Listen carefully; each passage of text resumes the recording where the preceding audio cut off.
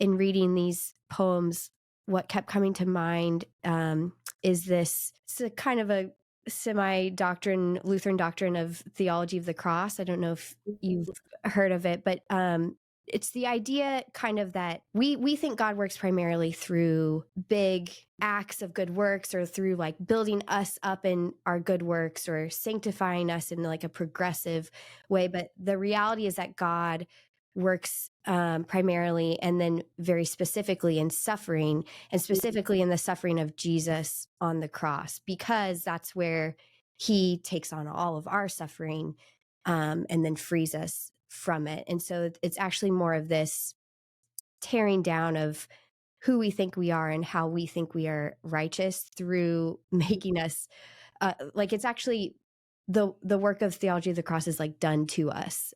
We don't do it. It's stripping us from our reliance on ourselves to rely on God. And so many of your poems remind me of that. And I think your poem Communion, the first stanza was so indicative of that. If you want to read it, or I can read it, I just found it so beautiful. I have it right here if you want me to read it. Yeah. To hear how other people read it. Yeah. I'm wondering if I added the punctuation in, so correct me if I'm wrong. It says, "My losses find a companion in the man devastated on the cross, who suffered the loss of all things on a rescue mission for my soul."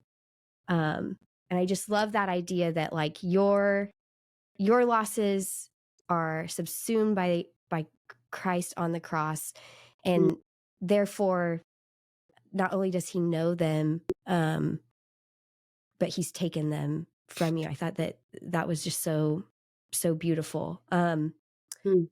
You go on to say, "He is not sympathy, he is a man of sorrows. He is not a sermon, he is a body broken." Can you talk a little bit about those lines and what you mean by the difference in those, the contrast in both of those statements? Because I found those really, really interesting. Oof. It's always hard to explain poetry. Yeah. But yeah, theologically. So, okay, you think about when you're suffering, that person who gives you kind of the puppy dog look of pity, and how Mhm. it and how it's not healing at all. I mean, maybe it's affirming, okay, this person understands that I'm hurting.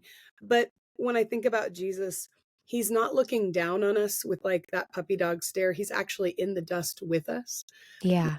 Hebrews says that he experienced all things yet without sin, and he's our sympathetic high priest. And so there's something so incredible about the fact that Jesus knows exactly what it's like to feel a headache.